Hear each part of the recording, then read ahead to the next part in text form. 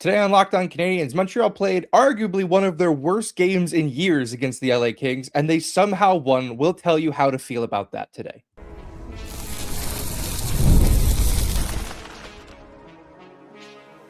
You are Locked On Canadiens, your daily podcast on the Montreal Canadiens, part of the Locked On Podcast Network, your team every day.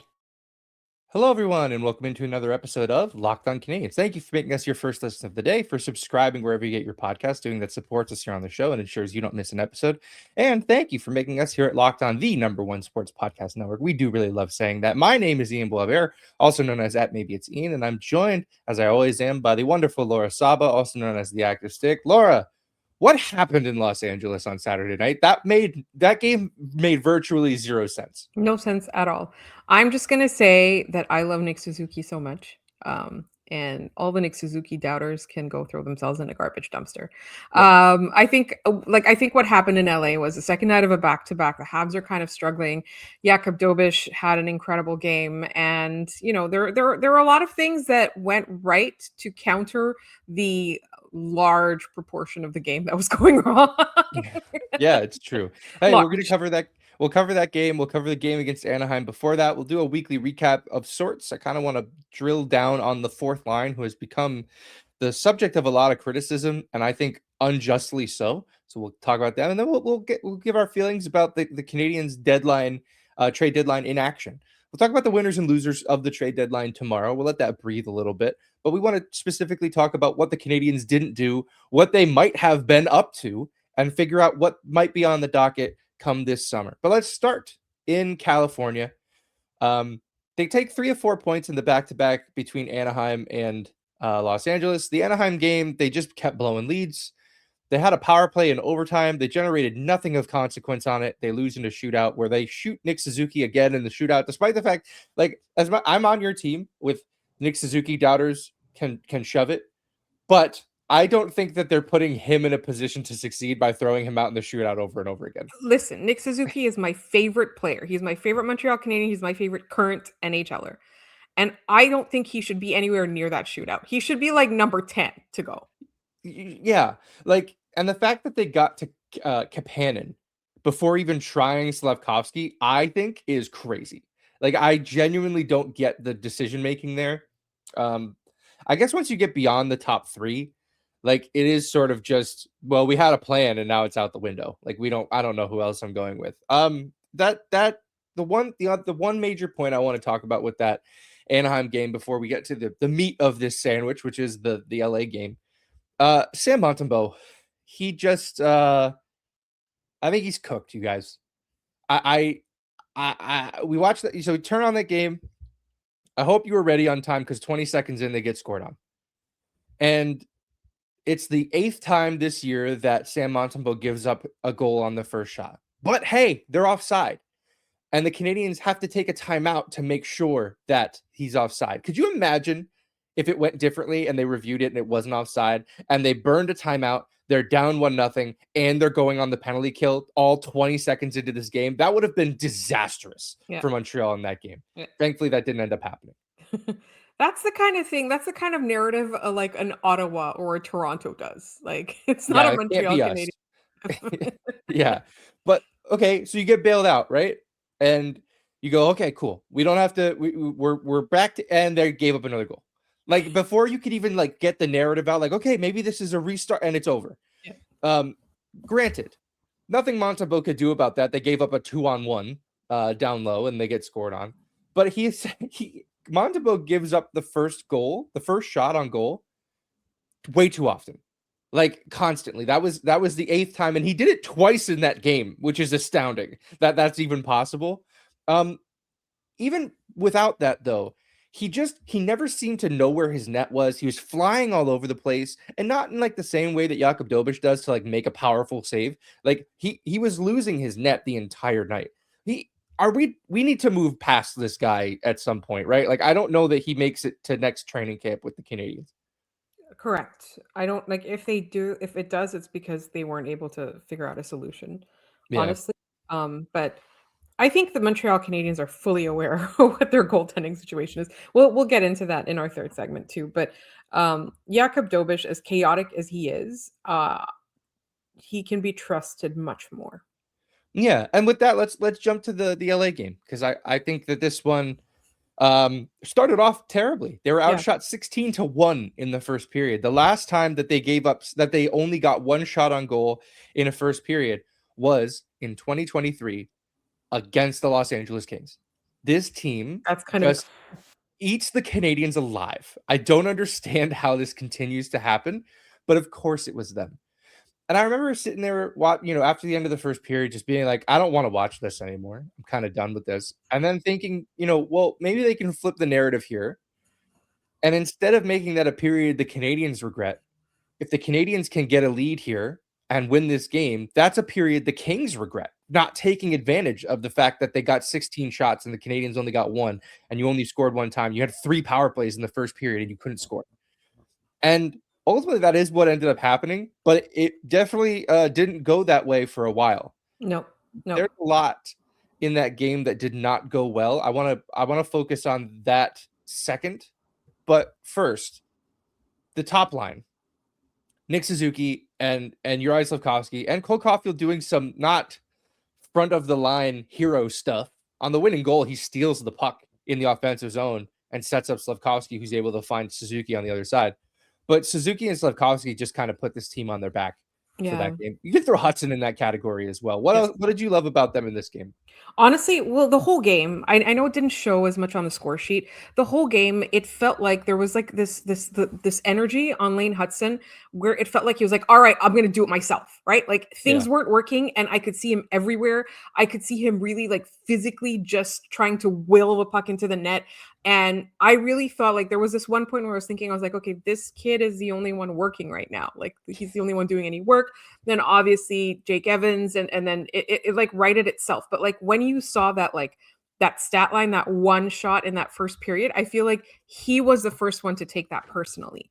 And so I really loved all of Lane Hutson's games. Unfortunately, did not show as much on the score sheet because I do think that he deserved like 4 points on that night.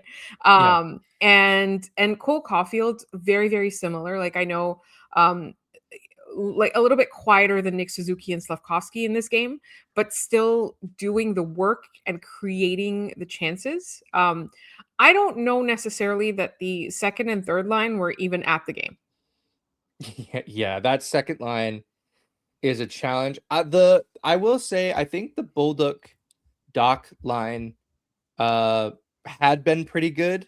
They were not good against LA. 28% expected goals, 22% for the Kapanen, Newhook, Demidov line. It was a good night against Anaheim, not so much against LA.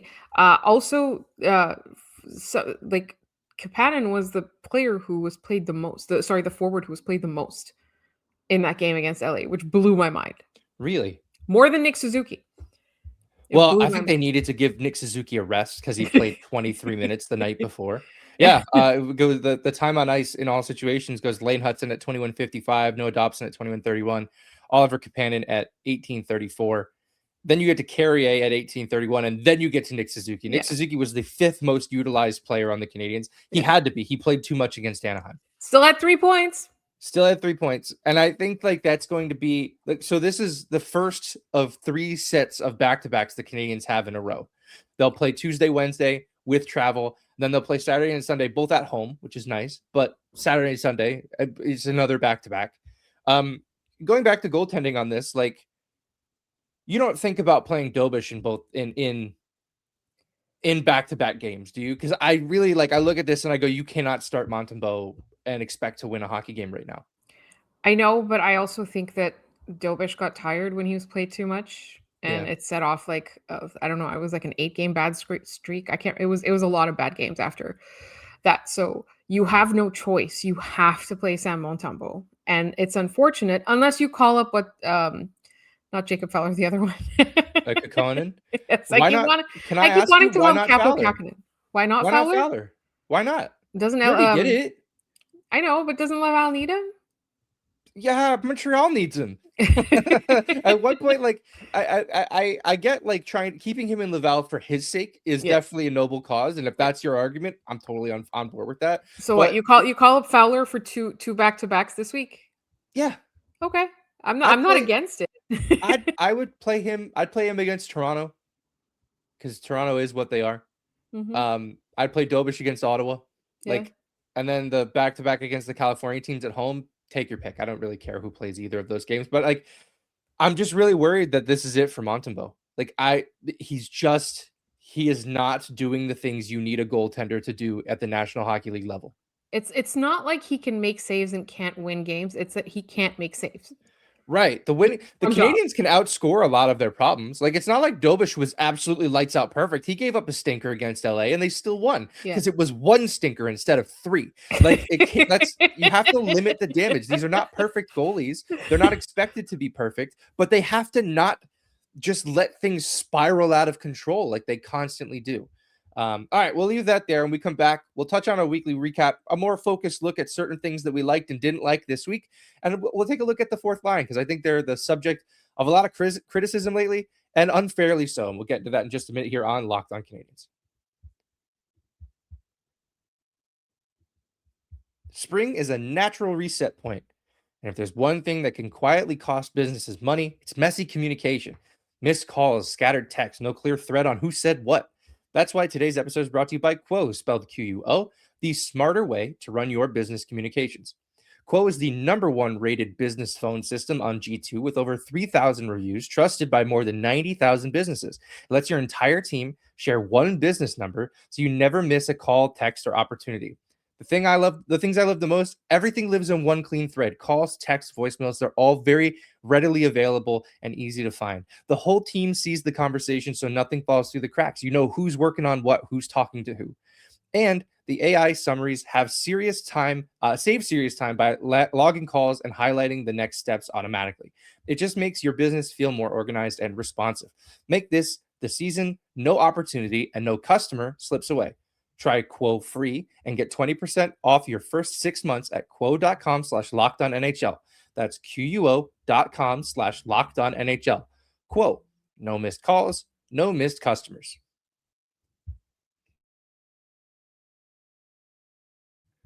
All right, we are back. Thank you for making Locked On Canadiens your first listen of the day and for subscribing wherever you get your podcast. Hey, look, if you've ever been thinking about joining the Everyday Club, we're giving you another opportunity to make it worth your while. Now's the time. Again, you get the ad-free shows, you get access to our group chat on Discord, and if you're signed up before the NCAA basketball tournament tips off, you can get into our Everyday Club bracket pool on Discord for a chance to win Locked On merch. It should be a lot of fun. So right now, you can use code MARCH to get your first month free. Head to lockedoncanadiens.supercast.com or tap the link in the show notes to learn more. All right, Laura, the end of the LA game, the Canadiens are defending a lead, and Phil Deneau ices the puck. And a lot of people gave Phil Deneau a lot of crap for that. And Why? I get why. Like, he was shooting for the empty net from his own zone, which I get as a no-no. But I think it's a calculated decision, and here's why. One, an LA King touched the puck when it left his stick. It was deflected by a Kings player. That's why when the cameras came back down the ice, Dobes was screaming at a linesman because he's like, how could you miss that? It was an obvious play. That faceoff should have come to center ice. And two, who was on the ice for the Canadiens? It was Phil Deneau, who was 66% in the draw that night, and Jake Evans, who is always great in the draw and had been great in the draw that night. So even if you do ice it, you buy yourself a couple seconds to recoup and put yourself in a situation to win the draw. They lost the draw, but like, I think it's a calculated There was like effort from Deneau. 10 seconds left in the game. Yeah. They would only have had to defend for 10 seconds. If the Kings player doesn't deflect that, maybe it goes into the net, or one of the Kings players further back has to make a play on it and it kills more time. All of this to say, I think that fourth line, the graybeard line, as it were, of Deneau, Anderson, and Gallagher, has been taking a lot of crap.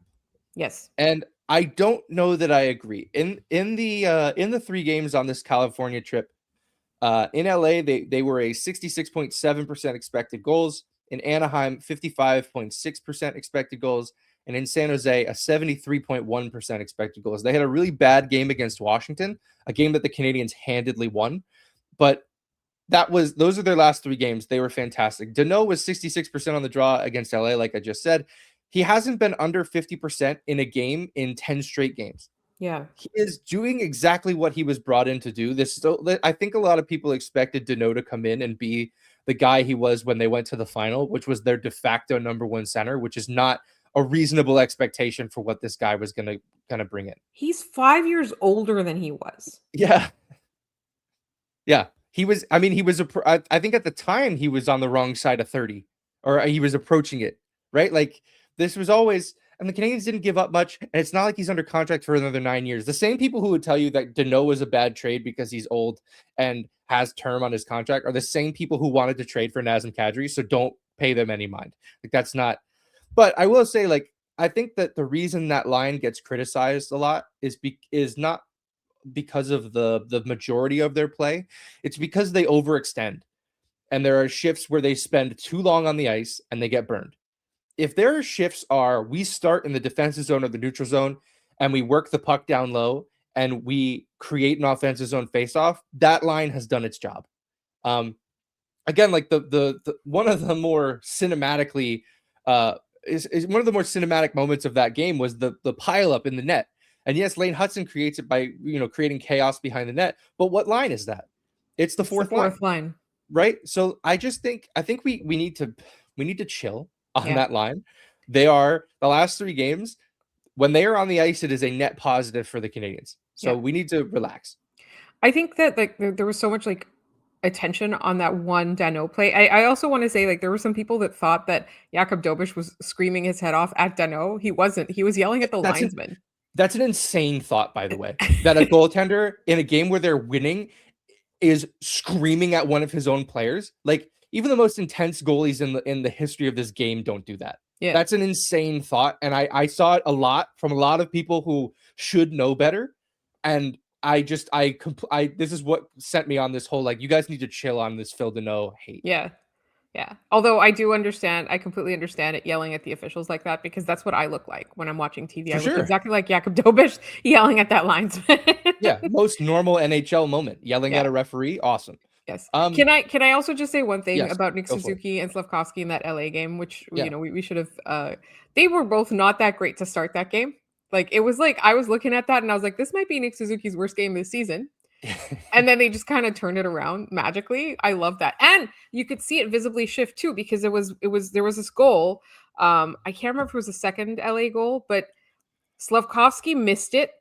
Nick Suzuki did not defend correctly. Mike Matheson got victimized. Yeah. And then you could see them, like, visibly angry at the bench, like throwing things and slamming things, which isn't a healthy way to deal with your anger. But then all 3 of them got significantly better that night. And that's what you want. Like, that's, like, you don't want defeated body language. You want passionate, angry, I need to be better language. And that's why, like, when we were talking about these games that the Canadiens are being very frustrating and not being able to hold on to leads and losing games that they really should win, when we're talking about that, like, we also need to start looking at the little things, because this is, like, the vibes are still immaculate even when the vibes are bad. Yeah, they pulled it back.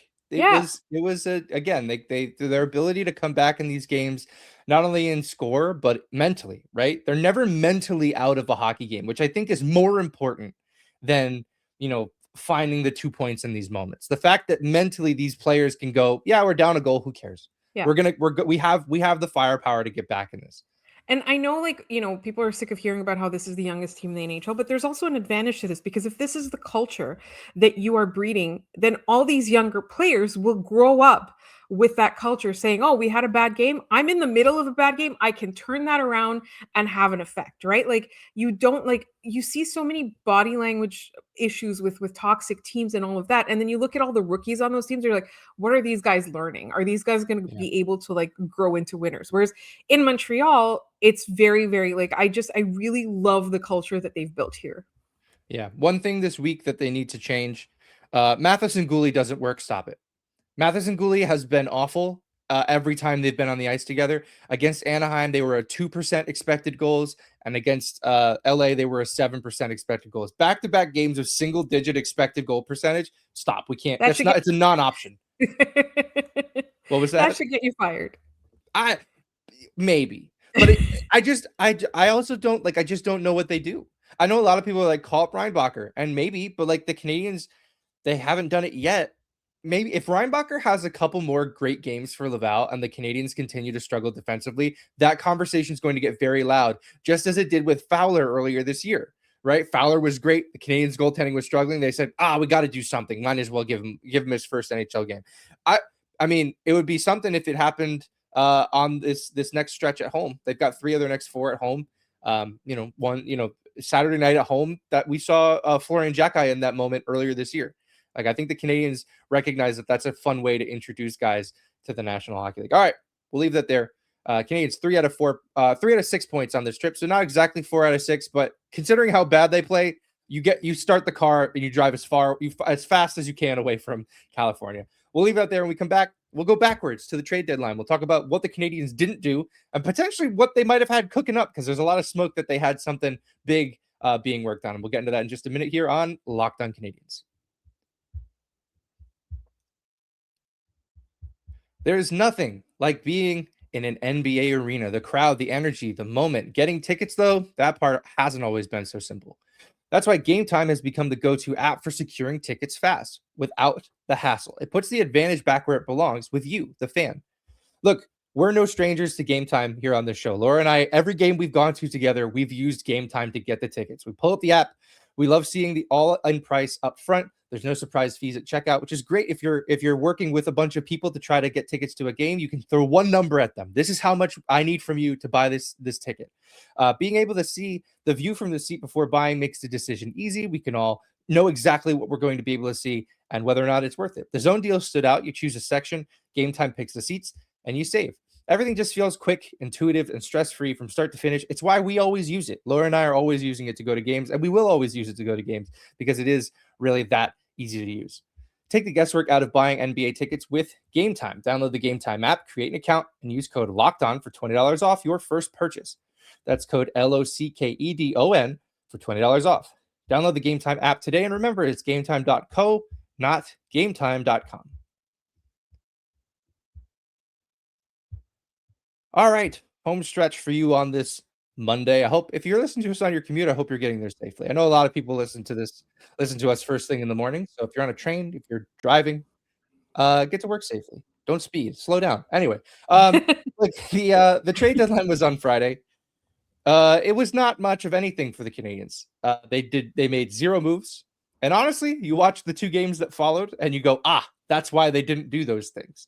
Because this team, as fun and as good as they are, they're not worth investing immediate assets in, right? So we can all sort of, at least on this show, that was always our standpoint going into that. Yeah. But it did seem like the Canadians were up to something. I'll let you take it from here, because I know you've been there's been smoke coming out of your ears trying to think about what's happening. So I want to throw it over to you. I think the Canadians obviously did the right thing, but what I really want to focus on is sort of the summary of what Kent Hughes was saying after that. I thought it was really interesting that they kept pushing the press conference later and later, which meant that they were doing something. And I have to be honest, I didn't necessarily think that it was going to lead to something, but I like that they were active right up until the last moment. But what I really loved was the message was that they weren't looking for a rental. They were using the trade deadline as an opportunity to improve their team for years to come, right? That was what they were looking at. Those were the only moves they were interested. They were not interested in stopgap solutions, and they were not interested in just, some sort of like push for the playoffs or whatever. And I really like that, because what I really appreciate about this front office is that it is not in denial about the problems that this team has. It is not in denial about how far they are. It does not blow smoke up our butts, but also they understand, because there are so many teams around the league where the front offices just don't have a clue. Right? Yeah. And it's crazy because they've been working in hockey their entire lives and they don't know, right? So what I really appreciate with this team is that their own honest ability to assess their own team. Now, I understand too, and granted, like in most of my interactions around the fan base, like whether it's on our social media, whether it's in person, most people think that this was the right thing to do, right? There's nobody that's screaming their head off saying I wanted something, right? some people said, would have been better if they had, traded Patrick Laine for something, whether it's like a 7th round, whatever it is. Personally, I find that this is the right thing to do. I do want to say one thing though. On Hockey Night in Canada, Elliot Friedman was talking about some teams or GMs or owners or whatever were complaining about the no movement clause and it derailing trades. And they said that, like, somebody has to do something about this. I'm sorry, but no, absolutely not. Every single one of those players has asked for a no movement clause, and it's the GM and owner's responsibility to not give it to them if they don't later want to trade them, right? Yeah. So this is not something that you can now turn around and try to take away from the players, and this is not fair. Like, that view at all. Like, Colton, Parayko, whatever. I don't know why I would want to stay in St. Louis when Buffalo's on the up and up and looks like a really exciting team, but it is his decision. And it is the general manager that signed him that should have had the foresight to say, I might want to trade this guy in a couple of years, so I'm not going to give him that no movement clause. And if you're giving it away so that the player takes less dollars, if you're giving him that no movement clause, you have to live with the consequences of your own actions. So it really, really made me angry when I heard that. Yeah, I agree. It's the hot dog guy bit from I Think You Should Leave. Like, we're all trying to find the guy who made this difficult. You did by throwing out. I mean, look at St. Louis's roster. They threw out no trade clauses like they were candy. Like that's not a we need to take this away from the players. That is, you guys need to stop doing this. Yes. Like, and I mean, like, it needs to be a unified front from the general managers to be like, we're not giving no trade clauses to third line and third pairing defensemen. Maybe don't do that. I get why players want them. They've collectively bargained for the ability to have them. It is their right to have them. It's Colton Parayko's right to tell his boss in St. Louis to kick rocks. Yeah.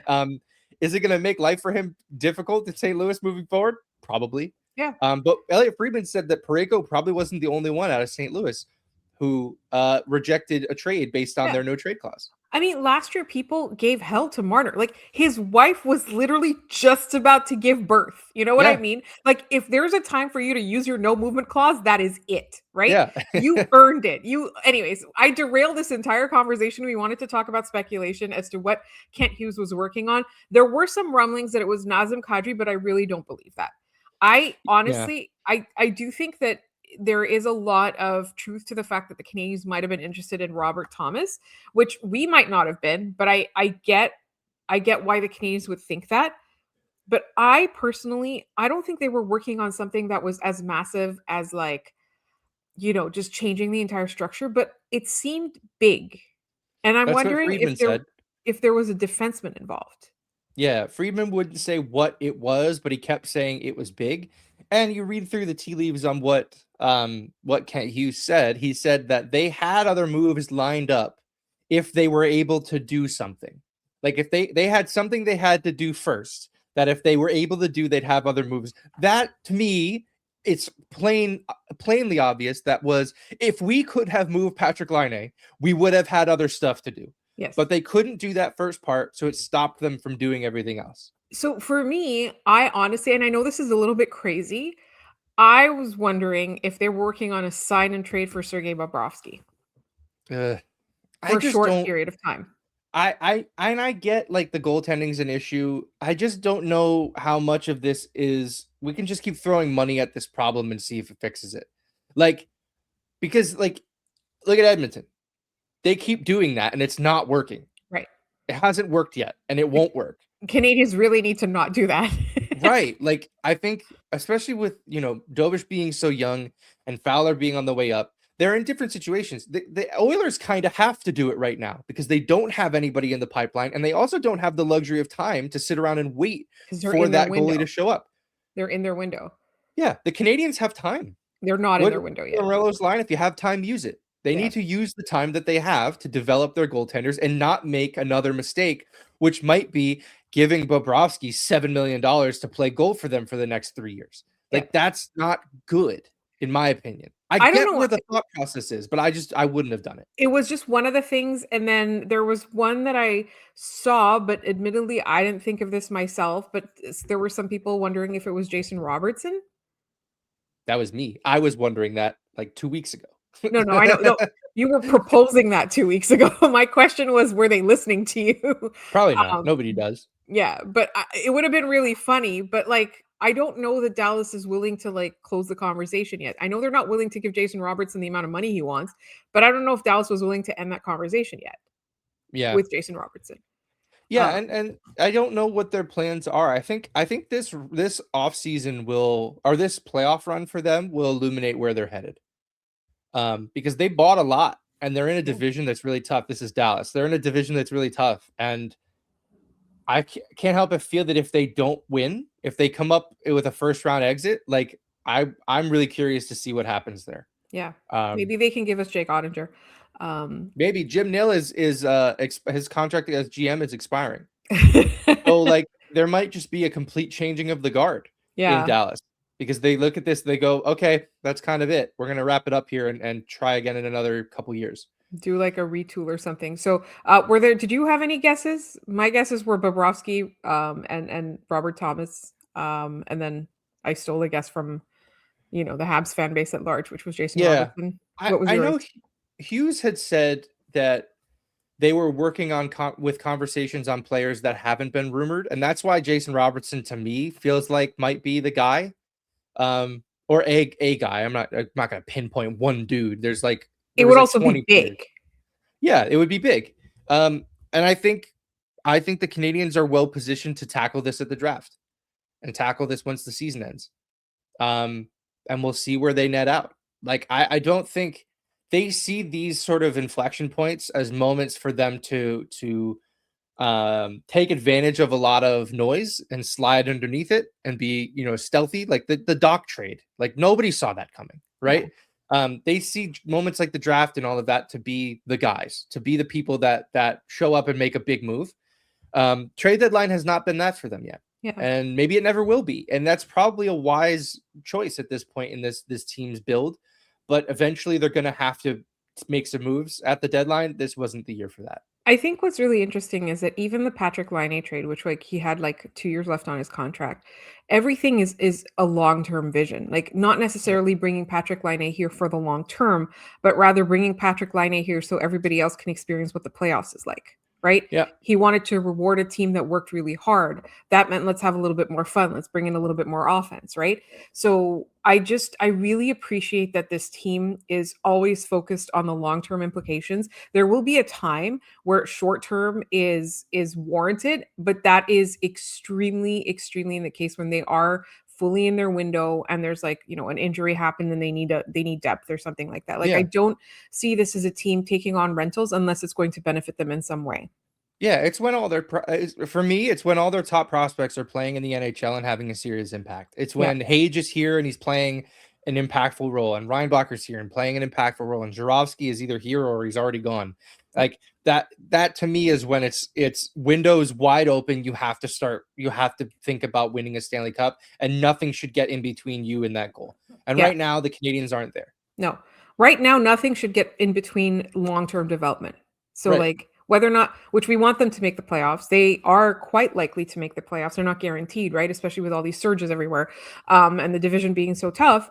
But I also I just think that their goal right now is to become a long-term contender. Yeah. Money Puck has them at an 82.4% chance to make the playoffs. So it's certainly not guaranteed, but it would be kind of surprising at this point if they missed out. All right, let's leave that there. Laura, if you want to hit us with our trivia question from last week, yes, I'll get us started for this week afterwards. Okay. So this was our last of our Black History Month questions. And the question was, this player never played in the NHL, but was inducted to Canada Sports Hall of Fame, the Ontario Sports Hall of Fame, and the Hockey Hall of Fame. It was posthumously, though. And that was one Herb Carnegie. It was. And Valkyrie got the question right, as well as somebody on YouTube who I'm now forgetting. I wanted to note that I'm so sorry, everybody. I literally Daylight savings time. What? The clock's changed. It ruined our lives. Yes, probably ruined yours listening to this. Yes, it was Joe Segreto. I should not have been surprised. Yes. Very well. Thank you guys for playing along with trivia. Today's question, we're back to generic Canadiens trivia. With one more minor penalty, Brendan Gallagher will tie this Habs legend with 585 penalty minutes. So with one more minor penalty, 2 more minutes, Brendan Gallagher will tie this Habs legend with 585 penalty minutes? If you have the answer, put it in the comments down below this video. Let us know any way you know how. And we'll give you a shout out on the next episode of the show. Hey, before we go, we're running our contest. We're very close to 5,000 subscribers. And when we reach that, we're giving away, and if you're on YouTube, you'll see it, this signed photo of Arbor Xhekaj. Ooh. But at 4,500 subscribers, we also ran a contest for this one of Josh Anderson. However, it went unclaimed. We picked a winner. The winner never responded. So we're going to give it away again at 5,000. So when we hit 5,000 YouTube subscribers, we'll run a contest. We'll run a wheel to award these 2 photos to one lucky fan. So how do you enter? First, you must be subscribed to us on YouTube. This is a YouTube subscription contest. We're trying to reach YouTube subscribers. So you have to subscribe to us on YouTube. And then in our comments below a video, write contest entry, and we will enter you into our running list. There's a lot of people on there, and we'll enter you into that list. We'll run a wheel. We'll reach out to you once we have our winner. So reminder, be subscribed, write in the comments, contest entry. That's how you join. With that, we want to thank you for listening to this episode and every episode of Locked On Canadiens. Thank you for tuning in. Make sure you subscribe and follow us wherever we get our podcast, wherever you get your podcast. If you never miss an episode, the Everyday Club is built for you.